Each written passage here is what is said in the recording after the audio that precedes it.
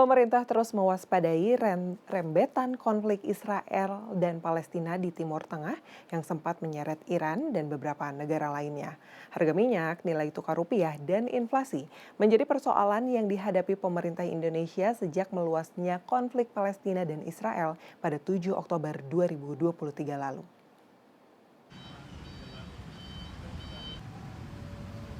Naiknya harga minyak dunia menjadi penekanan perekonomian Indonesia akibat ketidakstabilan geopolitik di Timur Tengah. Konflik Israel dan Palestina sempat menyeret Iran dan beberapa negara penghasil minyak di kawasan Timur Tengah memasuki konflik tersebut. Akibatnya, harga minyak dunia sempat mengalami kenaikan sehingga menekan APBN dan inflasi Indonesia. Harga minyak kalau kita perhatikan pada saat dulu awal-awal gitu ya, awal-awal konflik ada akselerasi atau ada saling balas antara Iran dengan Israel, itu memang sempat mengalami kenaikan gitu ya. Tapi kalau kita lihat angka terakhir di slide 8 Bu Devi, itu nilainya sudah cenderung turun di 83 US dollar gitu ya per barrel gitu. Rata-rata itu sekitar 82,2% gitu.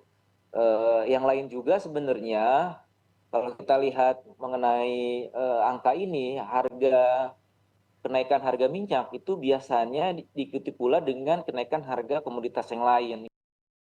Naiknya harga komoditas seperti tembaga dan nikel akibat konflik di Timur Tengah tersebut menjadi nilai positif bagi neraca dagang Indonesia. Namun kenaikan harga bahan pangan dan minyak yang berasal dari impor terus diwaspadai dan diserap oleh APBN melalui subsidi agar tidak memberatkan masyarakat. Sementara itu, Direktur Jenderal Asia Pasifik dan Afrika Kementerian Luar Negeri Abdul Qadir Jailani mengatakan, gencatan senjata mendesak untuk dilakukan saat ini dan Indonesia tetap mendukung solusi dua negara dalam mengatasi konflik Israel-Palestina ini yang berkepanjangan.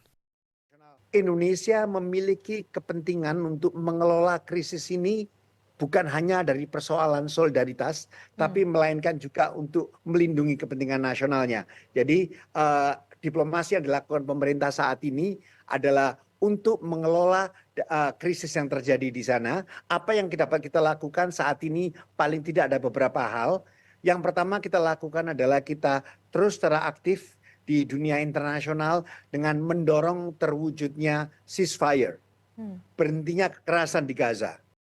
Abdul Qadir menambahkan setelah gencatan senjata, pemerintah Indonesia mendorong segera pengiriman bantuan kemanusiaan dan selanjutnya mendorong pembicaraan damai terkait two-state solution. Akademisi dari Universitas Islam Negeri Jakarta, Mashrofah mengatakan Indonesia terkena dampak dari konflik di Timur Tengah tersebut. Dampak geopolitik Timur Tengah terhadap Indonesia ini berujung kepada penyelesaian konflik Israel-Palestina.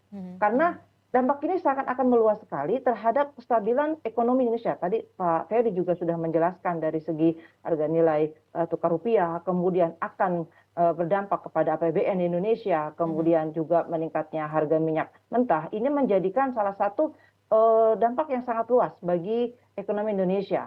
Dan terlebih lagi yang penting adalah adanya pergeseran kekuatan aliansi Timur Tengah. Ini menjadi satu hal yang menjadi concern kita juga. Karena melihat dampak ini akan menjadikan Indonesia menjadi negara yang memberikan dampak langsung atau tidak langsung. Efeknya langsung maupun tidak langsung, seperti itu.